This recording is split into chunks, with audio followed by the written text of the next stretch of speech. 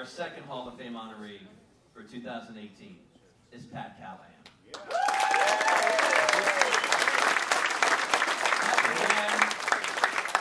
broadcasting career here in Maine, before in New Hampshire, in 1979 at WLVZ in Bangor, soon moved to the anchor desk, and of course we've been watching him on WCSH for so many years. He has covered numerous big historic stories, including the explosion of the Space Shuttle Challenger. You were in Florida for that. Northern Ireland peace talks in the late 1990s, in Belfast for that. He has interviewed 4 sitting presidents. Amazing and impressive. Pat and his wife, Karen, have also been longtime volunteers in the South Portland school system. And for his longevity in and contributions to the industry, the Maine Association of Broadcasters is pleased to induct Pat Callaghan into the Maine Broadcasting Hall of Fame.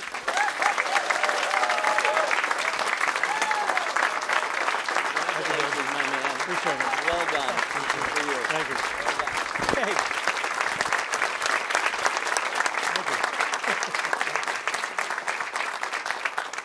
They spelled it right. After all this time, they figured it out. That's great, thank you. I brought here under false pretenses tonight. I hate to break it to you. I was told that I'd be inducted into the Rock and Roll Hall of Fame for spending more money than anyone they know since 1964 buying records. However, I got to say, this is nice too. I don't feel bad about it. It's not exactly what I wanted, but it's good. It's worth talking about how this came about, because it wasn't anything that I certainly could have planned.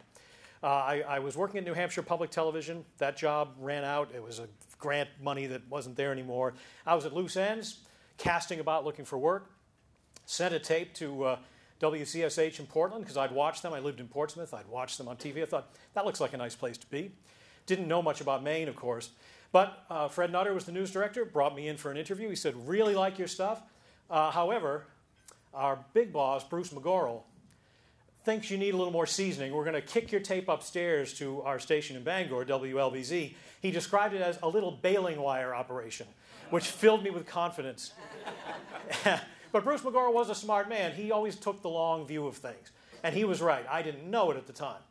But he was right. And so I get to WLVZ, and who do I meet there? The station manager is Margot Cobb. Remember, a woman running a TV station in 1979 was not a common thing. We believe she might have been the model for Edith Prickley on SCTV. She's a lot like that. Tough. And now Margot knew she wasn't paying you much. But she also, when you did something right, you got a note about it. And that was a big deal. That's important. Lift people up. Eddie Driscoll was working there at the time. Legend of local TV. Sort of the last man standing of the golden age of local TV. Great to be around. You know, just one of these guys, you had a good time when you were near him. In the newsroom, Don Callaghan. Here's this guy in a flannel shirt, and I believe he had a beard at the time when I got there because he was appearing in Fiddler on the Roof or something. And I thought, this is unusual. And come to find out that he was the big man in town.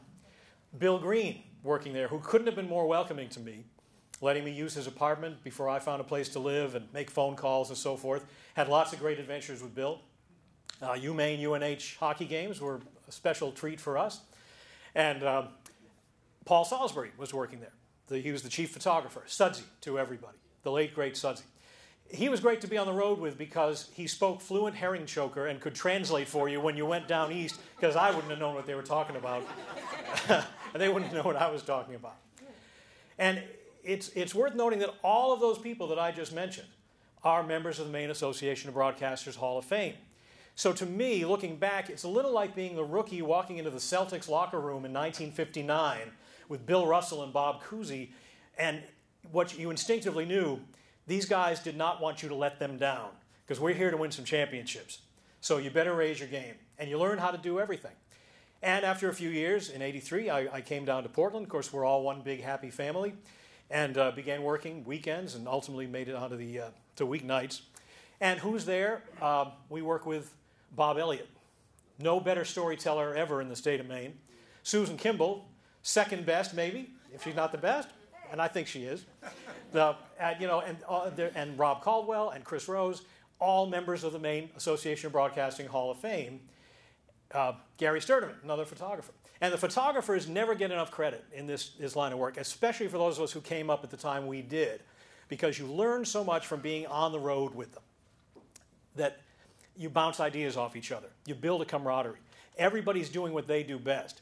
And I always feel a little sorry for those coming up now who have to work mostly on their own because you missed that part of the job. Not only did it help you do the job better, but you had a good time. And it's one of the things Bruce McGorrell always used to say to us, are you having a good time? Because why do it if you're not? And that's certainly true. And ultimately, I have to thank several people. There's so many I could. But for 22 years, we had the same anchor team from 1990 to into the 21st century. And it was myself and Cindy Williams and Bruce Glazier, another Hall of Famer, and Joe Cupo. 22 years is a long time for the same four people to be doing that job, and I think doing it at a high level. And so Bruce is in the Hall of Fame. Cindy is not yet. I know she will be. She deserves an award just for putting up with me for now 29 years together as anchors. And so I know she will be someday. And Joe will too. So it's been a real privilege. And I don't want to just dwell on the past because we have so many good people working for us now. And again, I can't possibly name them all because we'd be here all night, and no one wants that. But I can just say thank you, and what a privilege it is to have had the opportunity to work with so many wonderful people and really do a job that you would, they pay you to talk to people. And how easy is that? So thank you very much. Appreciate it.